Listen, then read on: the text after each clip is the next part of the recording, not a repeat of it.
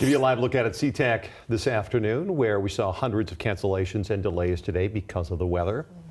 We want to go now to Perry Cooper. He handles communications for Sea-Tac Airport. He joins us live. Perry, thanks so much. So, what should travelers be prepared for the rest of the week? Well, at this point, we're following the weather just like everybody else. So your experts there probably know better than I do right now. But at this point, we're expecting rain to cease here and turn into wetness for the rest of the day. And we're not looking for any accumulations until tomorrow night. So that's still the same ideas for most travelers. Pay attention to your specific flight if you're traveling. Connect with your airline and see whether or not your specific flight is being affected at all. When you talk about some of the cancellations and delays, getting that back caught up sometimes can be a real pain. If you have a break, say tomorrow, it sounds like it's going to be a little bit warmer.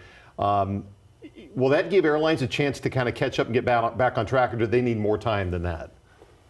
No, I think that's a great point, and I think they will do. At this point, we haven't seen any notices that they're going to do any advanced cancellations like they did today. So that'll probably put them back onto their regular schedules, and they'll start to gather up those folks that need to pass on to the catch up to those next flights that are heading out. So we had about 180 cancellations overall today, and that's out of about normal operations of about 1,200. So that's about 15%. That's a fairly decent number, especially if it's your flight in particular.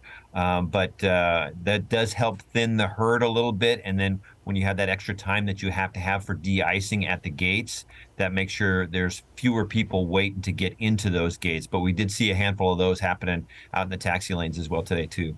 When it comes to de-icing, it's not something that we do very often. How prepared are the crews there to do the de-icing that's required, especially since this is just day one of several days of cold weather that we're looking at? And that's a great thought. We aren't Minnesota, we aren't Detroit or Chicago. So we have our different ways in which that we do these things as well too. But from the port standpoint, we manage the runways and the taxi lanes. We're paying attention to this even before it starts to get to those freezing temperatures.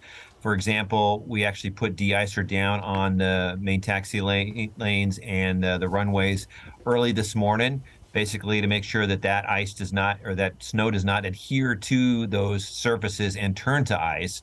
And then the airlines themselves manage the de-icing of the aircraft themselves. So they're the ones that are then doing de-icing on the gates. And then we've also prepared for them different off-gate spaces north and south of the terminal that they can use for those as well too. Sounds like it's going to be with the weather, a bit of a roller coaster, with warm coming in and then getting colder again.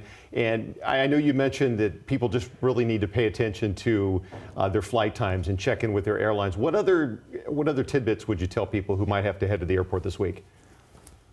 Well, I think that's the number one thing. Like you say, it can change drastically from a couple of morning hours. It may be more difficult there than it may be later. We do have some ground stops that may be happening, and what those are is where the aircraft not here at SEA gets stopped on the ground.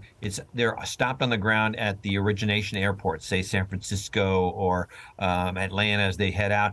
Before they get here, they're stopped. So basically, they don't want to put them in the air or in the traffic flow in the air before they know that they're going to be ready by the time they exit here at Seattle. So it's just kind of like thinking if you're jumping on I-5, just as you're jumping on your on-ramp, that red light happens before you jump on first. They want to make sure that that traffic flow is ready for you as an aircraft in the air before they let it go. Yeah, so the weather here impacts not just the flights leaving here, but obviously the flights coming in. So it's just, there's just a lot going in, a lot of moving parts, and this is just day one. Perry Cooper, we so appreciate your time today, and I'm sure we're going to be talking to you several times in the days ahead. Thank you so much for your time. Take care. You too.